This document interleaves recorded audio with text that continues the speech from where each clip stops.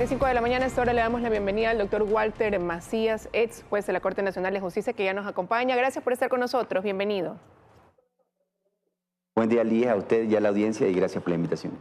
Varios temas para analizar con usted, doctor, y quiero empezar primero consultándole a usted sobre este proceso que se está llevando a cabo y que pudiera ejecutarse en menos de 2 meses, y es que ya se puedan tener pues a los vocales del Consejo de la Judicatura, los reemplazos, incluso ya un presidente titular de ese organismo.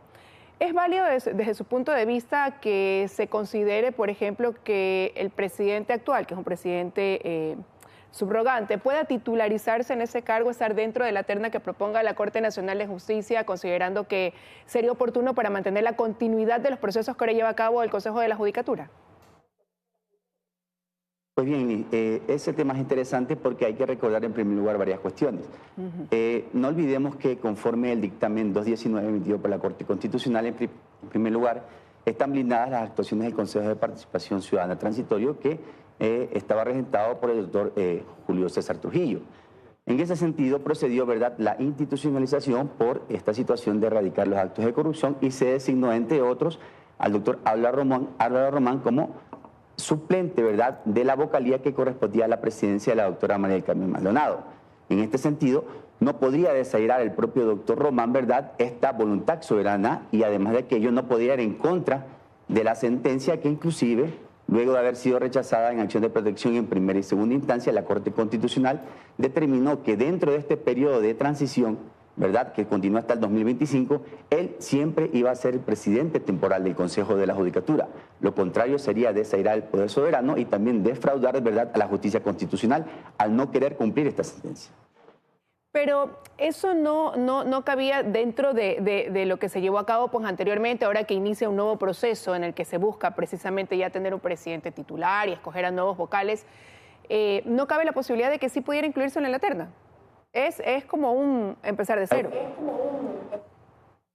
Recordemos que no es un empezar de cero, porque este Consejo de la Judicatura, ¿verdad?, que fue electo, insisto, por la voluntad del pueblo soberano, luego de que se conforma el Consejo de Transición, tiene un estamento de periodicidad del 2019 al 2025. Sobre aquello no cabría esa posibilidad, puesto de que inclusive el doctor Álvaro Román ya recurrió a la justicia constitucional, e inclusive la Corte Constitucional hace referencia a este procedimiento, puesto de que no proviene en primer lugar o anteriormente de la fuente de la Corte Nacional de Justicia.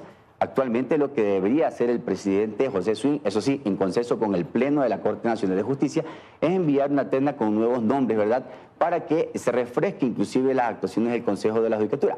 Esto de dar continuidad, tomo un poco las palabras que en algún momento las dijo el señor Álvaro Román. No somos imprescindibles en el servicio público, y si él pregona ética y transparencia, debería desprenderse de aquello, ya que su reemplazo podría bien con los demás vocales que están conformando el Consejo de la Judicatura continuar con los procesos de selección. Esta de continuidad me suena un poco más a querer perenizarse, y no creo que el doctor Román tenga esa tendencia, en razón de que él mismo pregona que es ético y transparente y que no está interesado, inclusive lo ha manifestado ahora en estos últimos tiempos ante los medios de comunicación. Ahora, mientras eso avanza por un lado, lo cierto es que el actual Consejo Nacional de la Judicatura lleva adelante lo que usted ha mencionado, este proceso de selección de jueces y conjueces, con ciertos tropiezos, ¿no? Ayer se resolvió que podía continuar el proceso una vez que se descartó una acción de protección, tienen que tratar otra interpuesta por uno de los postulantes que quedó fuera de esto. ¿Usted cree que ahora pues que se avanza en este concurso donde hay 172 personas buscando llegar a juez o conjuez, se lo está llevando a cabo de cierta forma en que se garantice transparencia, estabilidad, institucionalidad? A ver, pues bien, hay reglas claras por seguridad jurídica, está establecido un reglamento, ¿verdad?, y una resolución que da inicio a este proceso de selección de jueces y conjueces de la Corte Nacional. Lo que sí me llama un poco la atención es las manifestaciones que ha dado días anteriores, creo que fue el día de ayer, la doctora Solanda Goyes, de que hay que dejar fuera las prácticas formales. Es decir, una propia vocal está manifestando prácticamente que el reglamento que está estructurado no estaría correcto a los fines del concurso, y eso sí es preocupante. Habría que ver si dentro del marco de la transparencia o la legitimidad del concurso, el reglamento nunca estuvo bien estructurado, y habría que revisar, estando a tiempo, si en realidad puede proseguir el proceso de selección. Ojo, tomo como mías las palabras manifestadas por la doctora Goyes, porque si fuese así por las formalidades que se referían a un documento notariado de cierto postulante, hubieran dado la razón por parte del Consejo de la Judicatura a quien accionó el día de ayer, por acción de protección, su permanencia en el proceso de selección. Es que ella señalaba sí que hay este exceso de formalismos que se deberían enfocar quizás en lo relevante, en la probidad, en la producción jurídica que tengan estos postulantes, pero al mismo tiempo señalaba que el Consejo de la Judicatura sí está tomando ciertos mecanismos como por ejemplo la publicidad, que los expedientes puedan ser públicos, decía ella, para que la gente pueda de una u otra manera pues dar su criterio sobre quienes están intentando llegar a la Corte Nacional de Justicia como juez o como conjuez. Sí, Liz, pero cuando empiezan estos tropiezos y provienen estas manifestaciones por parte de los propios vocales del Consejo de la Judicatura, es verdad que en un cuerpo colegiado se pueden tener discrepancias y hay que saberlas sobrellevar. Pero también no olvidemos que este es un primer escollo de acciones de protección que seguramente cada participante o postulante que se sienta, ¿verdad?, que tiene la razón jurídica para continuar, va a irlas presentando. Y es algo que debería haber tenido presente el Consejo de la Judicatura. Ahora, dentro del reglamento yo siempre tuve una observación. La Constitución de la República del Ecuador establece como requisito para ser juez o conjuez de la Corte Nacional haber llevado una probidad notoria de 10 años en el libre ejercicio de la profesión, ¿verdad?, en la academia, o por otra parte venir de la fuente de la función judicial. Dentro de ese reglamento, y ojalá no resulte en otro escollo para el Consejo de la Judicatura, está una regla que no está prevista en la Constitución. Esto es de que la experiencia laboral se tome en consideración a partir del 11º año. Quiere decir que la probidad notoria, que va de la mano, también debería tomarse en este sentido a partir del 11º año. Las acciones que hayan sido de sanción en contra de los que son servidores judiciales también deberían tomarse en consideración desde el 11º año. Y creo que si eso es una particularidad que al estar contraria con la Constitución, esta parte del reglamento podría tornarse un escollo para que continúe de forma normal el proceso de selección de jueces y conjueces de la Corte Nacional de Justicia. Pero no es todo. No se diga más de que también en el transcurso del camino precede que esté la transparencia por exponer los expedientes de cada postulante. Eso no garantiza el 100% de que el proceso se lleve de esa forma, habida cuenta de que ya existen inconformidades dentro del propio pleno del Consejo de la Judicatura. Ahora, pero hoy no cabría la posibilidad de que haya errores en la selección de los jueces, sobre todo luego de declaraciones como decir que el crimen organizado tenía como objetivo y premio la justicia, luego de lo que el país ha conocido dentro de los casos Metástasis y Purga. ¿Cómo alejar esta injerencia, a lo mejor esta posibilidad de que la justicia nuevamente pase por un momento como el que atraviesa actualmente, ¿no?, donde se la vincula incluso con el narcotráfico, con criminalidad, como lo hemos mencionado? Sí, ese es un problema que en realidad actualmente se ha evidenciado, ¿verdad?, a través de los casos Metástasis, Purga, Plaga y Pantalla, como ha estado cooptado el sistema de administración de justicia. Creo que se ha dado por parte de la Fiscalía General del Estado, evidenciando estos casos, ¿verdad?, un punto en el que en realidad cuando se realizan estos procesos de selección, y coincido contigo, Liz, debe formalizarse la transparencia de las personas que están participando. Pero este reglamento o la forma en que se está llevando el mismo no garantiza aquello. Habría que hacer un examen más minucioso. ¿Qué hizo en algún momento el Consejo de la Judicatura cuando designa a los conjueces temporales que actualmente están en la Corte Nacional de Justicia? Cuando ya había casi culminado el proceso de selección, solicitó, ¿verdad?, que por parte de Fiscalía, entre otras cosas, se le manifestara a quienes estaban inmersos en casos de corrupción o crimen organizado. Luego de ese listado, y fue público por parte del Consejo de la Judicatura, se manifestó que estas personas no podían ser parte de la función judicial y se les eliminó del proceso de selección. Pero la sorpresa es que algunos de esos expostulantes ahora están participando o estarían participando dentro del proceso de selección para conformar la Corte titular, dígase de esta forma, porque actualmente no existen titulares más que 11. Entonces, en ese sentido, habría que ver si el Consejo de la Judicatura, al no aditivar esta precisión en el reglamento final, tendría la suerte de lograr lo que se quiere, tener una justicia transparente y no cooptada por el crimen organizado. Lo veo muy difícil porque querer buscar todas las formas para llevar un mundo ideal dentro de un reglamento no existiría, pero sí debe haber la interés del Consejo de la Judicatura de querer lograr este objetivo. Pero también hay otra puntualización.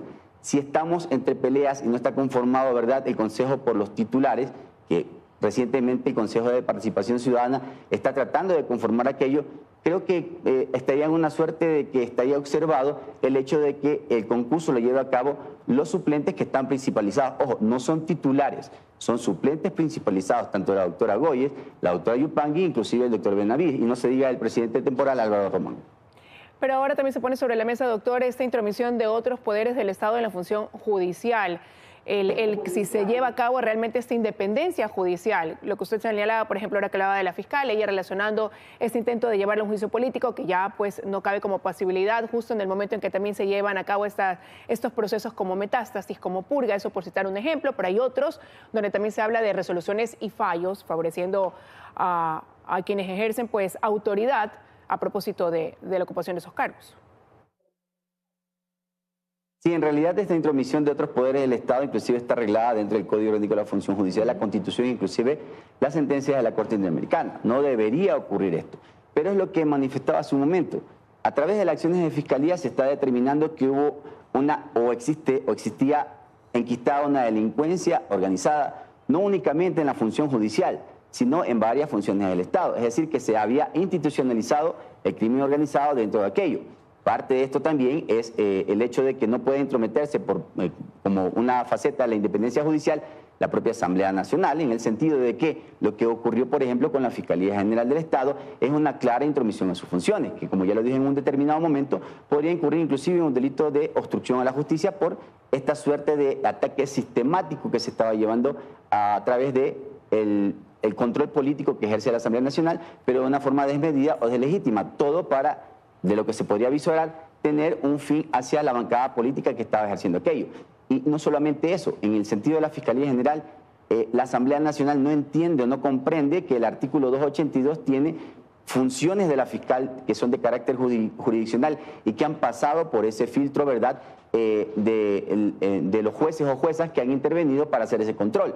Y por el contrario, el 284 también habla del Código Orgánico de la Función Judicial, habla de competencias sobre las cuales se puede ejercer el control político. Lo contrario, inclusive, sería querer perennizar esta faceta que querían incluir en las reformas del Código Orgánico de la Función Judicial de revelar lo que existe en los expedientes, violando inclusive la reserva y pudiendo hacer las investigaciones. Es decir, que metástasis, purga, independencia y demás casos no han hecho todo su efecto, sino que aún falta por develar qué es lo que ocurre detrás de bastidores en relación a lo que se quiere lograr en relación a fragmentar la independencia judicial.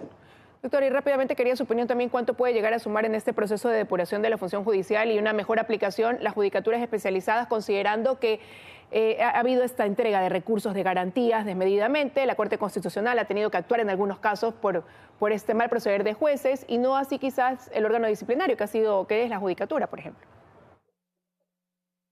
En realidad, lo de las judicaturas especializadas que fueron aprobadas cuando se dio este referéndum de consulta popular, sí es interesante para poder erradicar esta desnaturalización de las acciones constitucionales.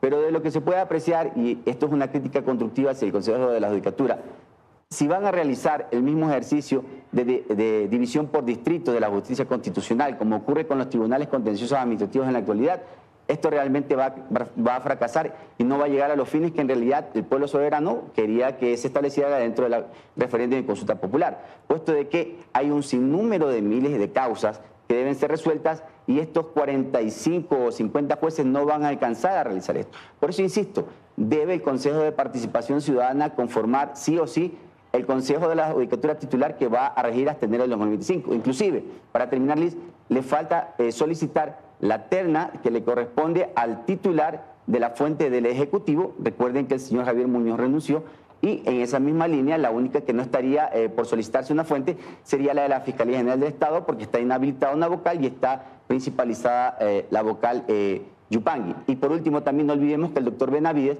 también es un vocal suplente, ¿verdad?, por la censura del vocal Juan José Morillo, y debería solicitarse a la Defensoría Pública la terna para el titular. Si estuviéramos con un consejo de titulares desde el presidente a todos los vocales, creo que el panorama un poco cambiaría. Insisto, los reemplazos podrían seguir ejerciendo el mismo trabajo y no son imprescindibles ninguno de los vocales suplentes del Consejo de la Judicatura. Gracias, doctor, por habernos acompañado esta mañana con su análisis. Que tenga un buen día.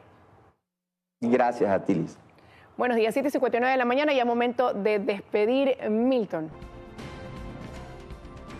Así es, Liz. Nos vemos mañana en este espacio contigo al mediodía, conmigo en la noche, ya vienen las noticias locales, así que quédese con Teleamazonas.